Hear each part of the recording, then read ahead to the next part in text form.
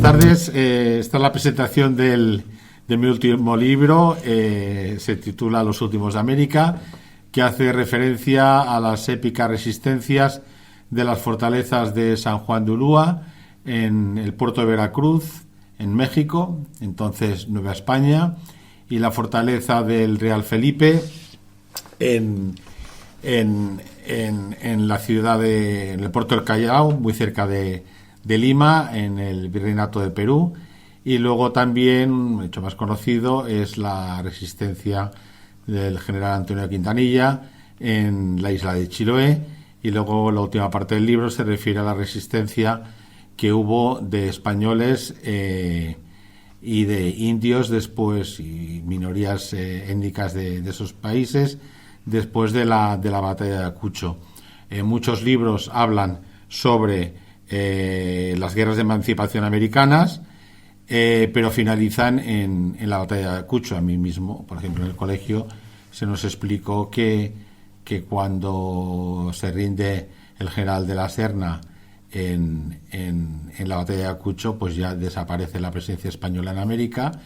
Y bueno, la historiografía y lo que se ha escrito, libros, etcétera, sobre las guerras de emancipación concluyen en la batalla de Ayacucho. Pero es que bueno, después de Ayacucho hubo una resistencia de parte de estas dos grandes fortalezas.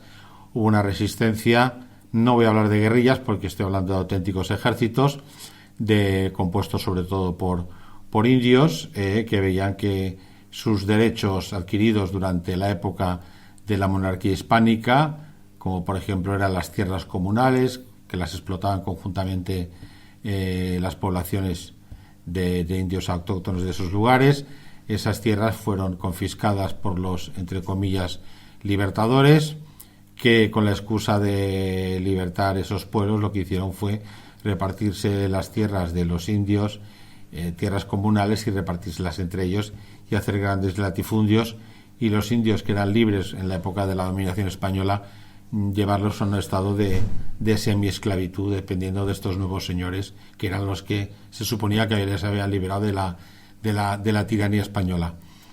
Y bueno, empecemos con el tema de la fortaleza de San Juan de Ulúa. Vamos a ver, cuando se pierde la dominación española en el Virreinato de Nueva España, el actual México, las tropas se retiran y en Veracruz, bueno, al principio se defiende Veracruz como último reducto español. En aquella época la ciudad de Veracruz estaba amurallada, y al lado de Veracruz está la fortaleza de San Juan de Ulúa, que está sustentada en una isla coralina, está separada de tierra por un canal, es bastante estrecho, pero tiene unos 10 o 15 metros de longitud, con lo cual lo convierte en un territorio insular. Y allá el general Francisco Lemaur se acantonó con una dotación de unos 600 y pico soldados de los regimientos de Cataluña, regimiento de Tarragona y regimiento de Málaga. Yo, como catalán, esto siempre me gusta decirlo, que si bien es cierto que en términos generales andaluces y extremeños conquistaron América, fueron los catalanes, mis paisanos, los que defendieron las últimas posiciones españolas en América, por no recordar a los voluntarios catalanes en la guerra de Cuba del 1998. Y bueno, es destacable la presencia de estas tropas catalanas. Y bueno, pues en la fortaleza de San Juan de Ulúa, una fortaleza imponente, es la más grande fortaleza de todo el Atlántico, desde Terranova hasta Tierra de Fuego, la más impresionante.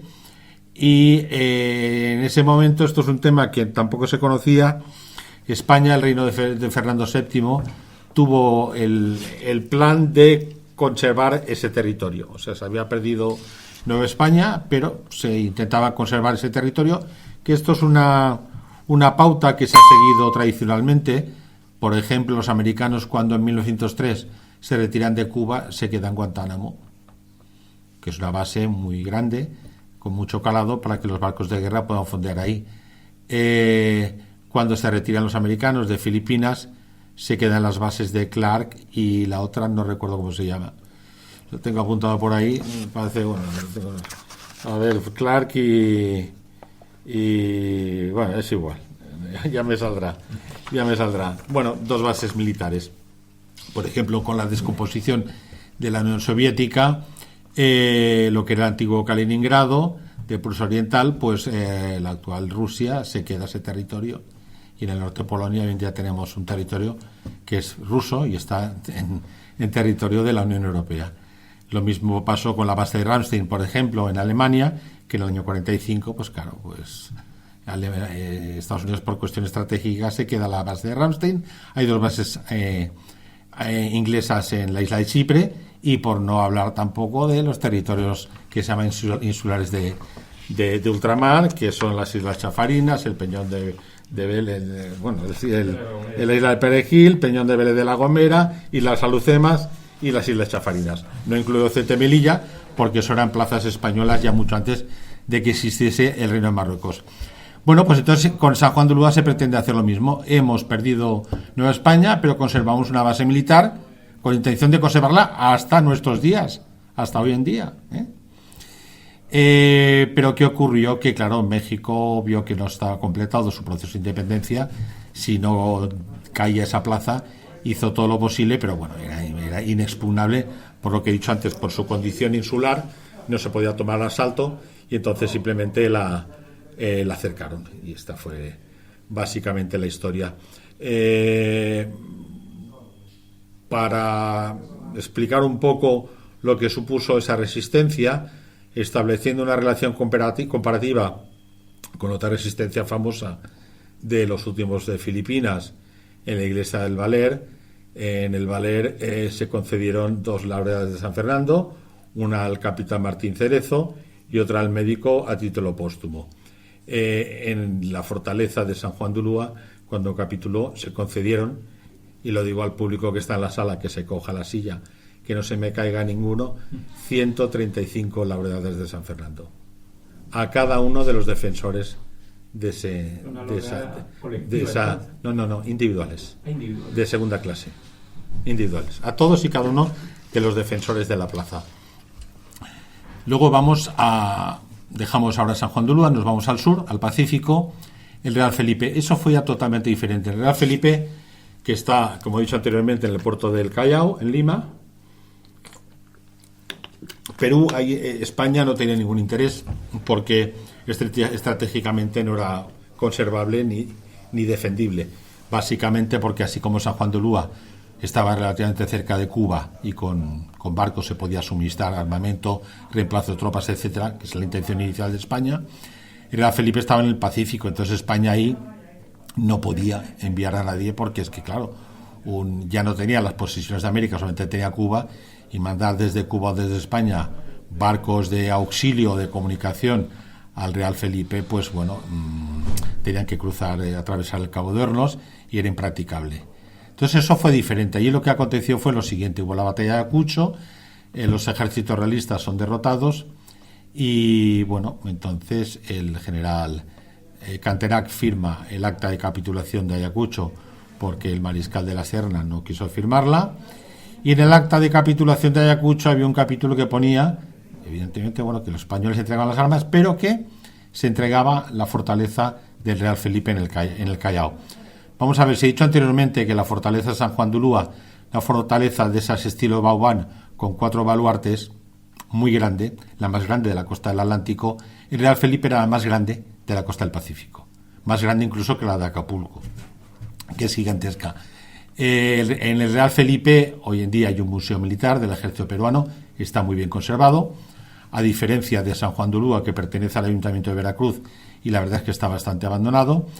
Entonces allá había un brigadier que se llamaba José Rodil, que fue un personaje que más tarde, cuando llegó a España, fue el fundador del Cuerpo de Carabineros. Y Rodil tenía a su cargo esa plaza como gobernador del Real Felipe, y después de la batalla de Ayacucho, que a ellos les sentó como un jarro de agua fría, porque era la constatación de que ya estaban solos, todo el resto de españoles ya se habían rendido, se presenta un barco inglés con un oficial peruano emancipador y con un oficial español, con el acta original de la rendición de Ayacucho. van a visitar a Rodil en el castillo y para decirle, bueno, que entregue la plaza porque hay un capítulo, que dice que se rendirá el Real Felipe y se entregarán las armas y la guarnición. La cosa empezó mal porque Rodil ya le dijo al oficial español que era un desertor, para empezar. También dijo que si venían con un barco con bandera británica, eso era un barco pirata. Y él no negociaba con piratas. O sea que yo me dedico a la política, podríamos decir, soy diputado en el Congreso y bueno, nosotros constantemente estamos ahí negociando y parlamentando. Podemos decir que la negociación empezó mal. Y una frase que yo considero histórica y que quedará en los anales de la historia, Rodil le dijo: ríndanse ustedes que para eso han capitulado. Yo no he capitulado, con lo cual el Real Felipe no se rinde. Entonces el Real Felipe, en ese momento, todos los limeños simpatizantes de la causa española, yo he visto civiles, he visto unas fuentes que hablan de 8.000, otras fuentes hablan de 4.000, pidieron auxilio y refugio en el Real Felipe, entre ellos el primer gobierno peruano emancipador primer presidente del Perú, se llamaba Tagle, y pidió el auxilio y bueno, pues Rodil los acogió. Lo que pasa es que cuando empezó el cerco, claro, se dio cuenta que tenía que alimentar 8.000 o 4.000 bocas. Las cifras no están muy claras, las cifras exactamente, bueno, eran muchísimos civiles. Entonces expulsó a las mujeres y a los niños. Primero las mujeres y niños fueron aceptados por los que los estaban cercando. Bueno, hay una previa anterior que cuando Simón Bolívar se entera de que el Real Felipe nos les ha entregado, Simón Bolívar, un personaje como bastante histriónico, montó en cólera y dijo que claro, que las personas del Real Felipe, al no entregar la fortaleza, incumpliendo una orden del gobierno de España, bueno, una orden de la capitulación de Ayacucho, ya no eran españoles ni tampoco peruanos, con lo cual les quitó el derecho de gentes. En esa época, cuando te quitaban el derecho de gentes, te convertías en apátrida, equivalente a un pirata, con lo cual quiere decir que te podían matar en el acto si te capturaban prisionero. De hecho, un general, cuando al final capitula el Real Felipe, hay un general que dice que bueno, que van a fusilar a todos los supervivientes. Estoy hablando de Real Felipe, se rindieron unas 350 personas con unos cuantos cientos de civiles que sobrevivieron. Y otro general dijo que otra frase histórica, que la valentía no es digna de castigo, y al final les perdonaron la vida. Y bueno, las personas se me preguntarán por qué motivo capitularon. Pues la cosa fue muy sencilla, porque las enfermedades fueron atroces en San Juan de Ulúa, como en el Real Felipe. Empezó a escasear la comida enseguida.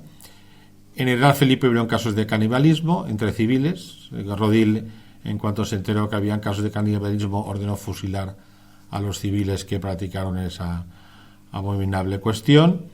Y vamos otra vez para San Juan de Ulúa. En Ulúa, también como el Real Felipe, las enfermerías estaban totalmente llenas de enfermos. Fue muy parecida a la resistencia a las dos fortalezas. En sus memorias, ambos generales, José Coppinger, que fue el último gobernador de Ulúa, como José Rodil, dijeron que prácticamente no tenían soldados sanos para hacer la guardia de las rondas en los muros, porque estaban todos en la enfermería.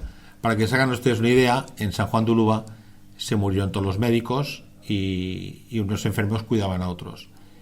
Y nombraron un oficial que no tenía ni idea de medicina encargado del hospital. Los enfermos, los soldados sanos se negaban a atender a los enfermos, porque estamos hablando de escorbuto y fiebre amarilla, sobre todo la fiebre amarilla es muy contagiosa. Y para que se hagan ustedes una idea, en los catres de las camas de San Juan de Ulúa se hicieron unos agujeros en el somier para que pudieran defecar y orinar directamente en el suelo a los enfermos sin tener que levantarse la cama.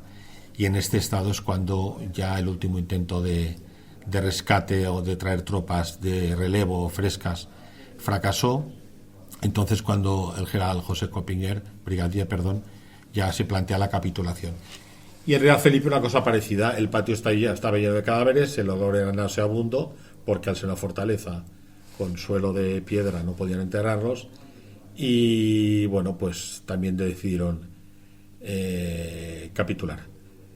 Antes he dicho que en San Juan de Ulúa se dieron 135 condecoraciones de la laureada de San Fernando, y en el Real Felipe se dieron 11.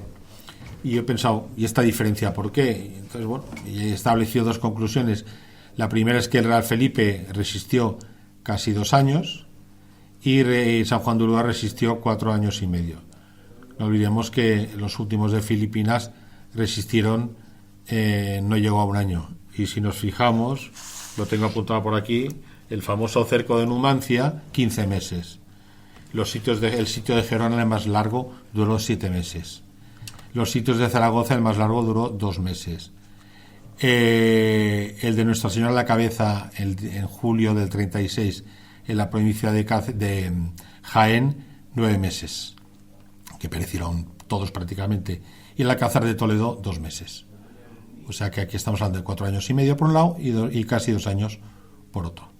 Entonces, la duda que he manifestado, ¿por qué se dieron 11 laureadas de San Fernando en Real Felipe y 135 a todos los supervivientes de San Juan de Ulúa? Pues he establecido 2 conclusiones. La primera es que en el Real Felipe se rindieron también niños, unos 40 niños, que eran pífanos y tambores, y claro, si daban las laureadas a los supervivientes, los niños también habían sobrevivido y eran militares también, con lo cual tienen que dar las laureadas a los niños. Y claro, darle una laureada de San Fernando a un niño de 8 o 9 años, pues como que no. Ya entonces se decidió, supongo yo, esto la historia no te lo dice, pero yo supongo que se decidió dar solamente a los oficiales.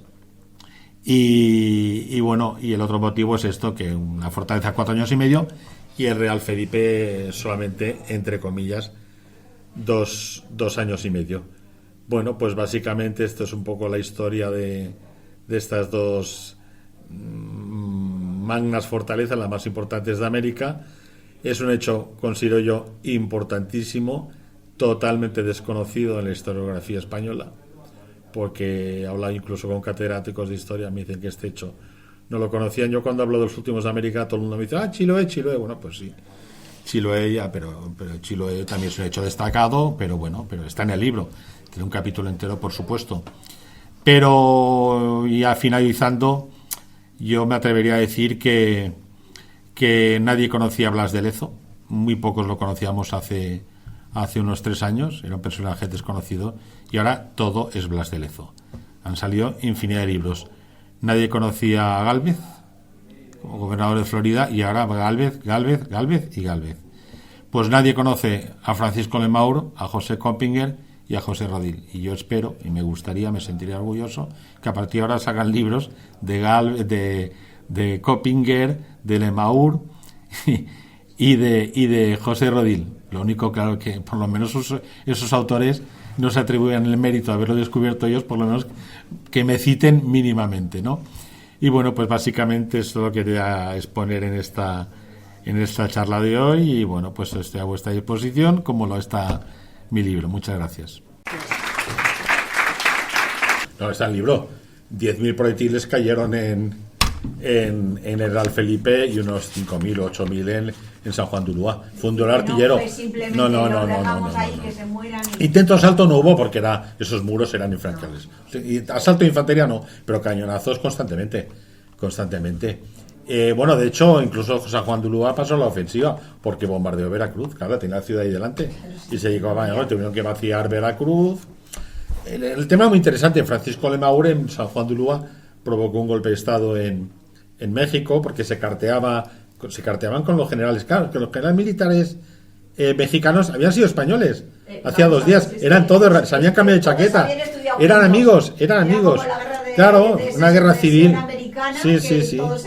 Claro, entonces Lemaur muy hábilmente se carteaba con estos generales, y el jefe de... Bueno, es que estos países estaban divididos, porque López de Santana, que fue el del Álamo, tenía a los jarochos, que era como una especie de milicia. Pero había un tal general Rincón, que era el general de confianza que tenían las tropas mexicanas, que era el general de confianza del emperador Agustín I de Iturbide, el general Iturbide. Y entonces le manda una carta a Lemaur que le dice a Santana que Rincón le quiere matar. Y Santana ya habla con Lemort dice, hombre, si das un golpe de estado y te cargas a Rincón, yo te doy la protección de la fortaleza y de los españoles que saldremos a ayudarte. Y entonces Santana da un golpe de estado, que es el Tratado de Casamata, y derroca a Agustín I de Iturbide, Agustín del Imperio Mexicano. Con lo cual, si no hubiera sido por eso, seguramente y posiblemente México sería una monarquía, no sería una república. Por ejemplo, ¿no? Por ejemplo, detalles de este tipo. Luego Rodil, por ejemplo, cuando llega a España, Rodil era gallego, era de Lugo. Y llega a España y funda el Cuerpo de Carabineros, lo conocéis, ¿no? Sí. ¿Y qué hace para fundarlo? Lo mismo que hace Franco Villana Astray cuando funda la Legión. ¿Qué hace un gallego cuando tiene que organizar algo? Coge gallegos. Villana Astray de La Coruña cogió a Franco del Ferrol, de segundo. Pues, en la fundación del Cuerpo de Carabineros, Rodil se coge a todos los gallegos oficiales que habían ahí y los nombra, claro, secretarios jefes de inspección del Cuerpo de Carabineros. Bueno, y luego había uno, el segundo de Rodil, que era un catalán, Alaix, que luego el tío, pues tuvo 4 laureados desde San Fernando, 4. Hablamos, ¿no? General Varela, laureado, pues tetra, 4 laureadas. ¿Por qué? Porque cuando hay la de San Juan, la del Real Felipe, llegó a España, se enfrascó en las guerras carlistas. Las guerras carlistas le dieron 3 laureadas. Uno fue presidente del Consejo de Ministros, en fin. A estos les llamaban los ayacuchos, así como los africanistas, cuando en los años 20 y 30, en la guerra civil, a Franco, Yagüe, todos estos les llaman africanistas, a estos les llaman los ayacuchos, porque eran los que habían estado, que era Espartero, claro, Espartero estuvo en Maroto, por eso el abrazo de Vergara, Espartero y Maroto, un carlista y un cristino, los dos estuvieron juntos en las campañas del Perú. Hay una cosa muy curiosa, yo no he estado ni en San Juan de Ulúa, no he estado ni en Perú ni en México, iré, pero por lo visto, lo que me han explicado, tú vas a San Juan de Ulúa, no hay ni un solo recordatorio de esto, porque claro, en México se ha preocupado mucho de decir que, claro, porque Agustín de Iturbide estaba furioso, porque él proclama independencia de México, los tratados de Córdoba y el plan de Iguala, y hay un español que está resistiendo, no en una iglesia, no, en una superfortaleza. Y en la Felipe lo mismo. Entonces tú vas y los guías no te dicen nada. No te dicen nada. Y luego para que veas lo que supusieron estos países la independencia, cuando al final capitula San Juan de Ulúa y el Real Felipe, lo convierten las dos en prisiones militares, prisiones políticas. O sea, en San Juan de Ulúa hay el puente que comunica con tierra firme, llaman el puente de los suspiros, porque los que cruzaban ese puente sabían que nunca volverían, nunca saldrían de ahí vivos. Que es ahí donde se hizo cuando se rindieron, no sé si lo he dicho, tanto en San Juan de Ulúa como en Real Felipe. ¿Has visto la película esta Walking Dead de los zombies?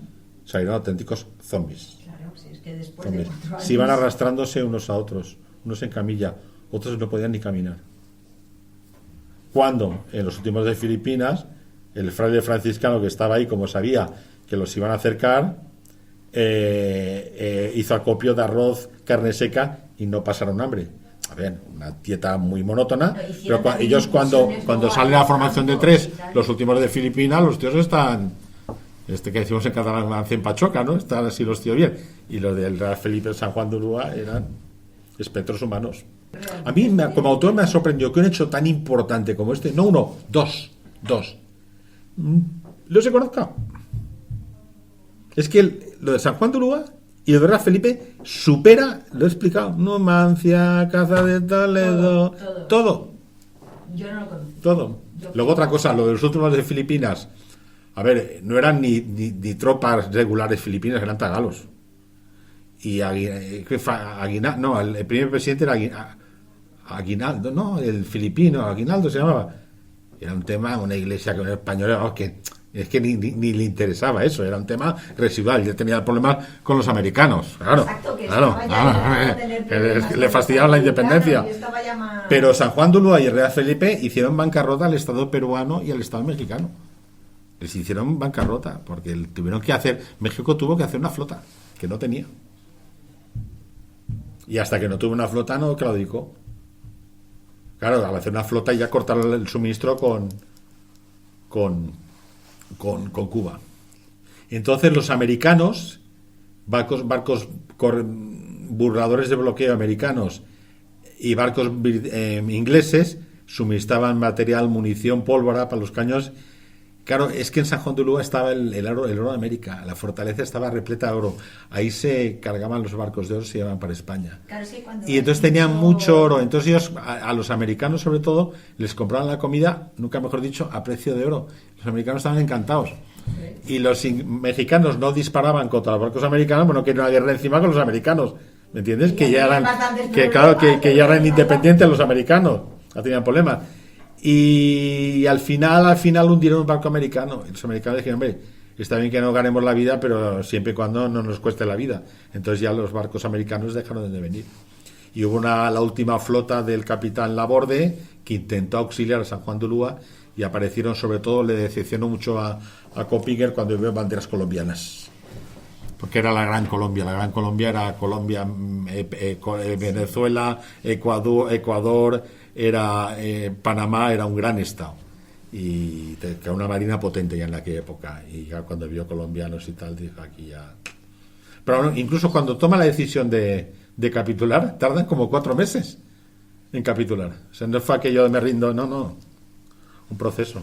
Bueno, luego otra cosa, yo no quiero quitar mérito, pero en los últimos de Filipinas ellos pensaban que estaban en guerra contra España. No sabían que España se había rendido. Ellos cumplían su deber y esperaban refuerzos. Estaban convencidos que harían refuerzos.